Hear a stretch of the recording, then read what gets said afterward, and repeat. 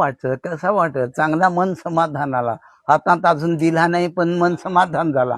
कधी ना कधीतरी मिळणारच आहे, हे माझा भाग्य समजा. तसा किती वर्षापासून तुम्ही मी बारीकच्या म्हणजे 10-12 वर्षापासून गाई चारायला लागलो. तेथून तर मी गुराशी माझा वाद्यच चालवा, असा हे वाद्य वाजवायचा. म्हणजे शरीर पण चांगला आणि मन समाधान होय. त्याच्यात जे काय मी देवाची आराधना करत ते तुम्हाला माहित नाही पडल, पण त्याचा ऐकाय मन समाधान चांगला वाटत.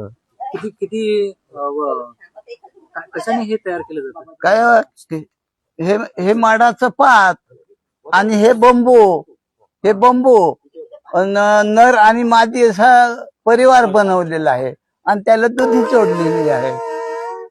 तरुण पिढीला तुम्ही काय सांगाल? तरुण पिढीला काय सांगायचं आता, त्याला समजवला पाहिजे, समजला पाहिजे, त्याला कळला पाहिजे ही संस्कृती टिकवायला.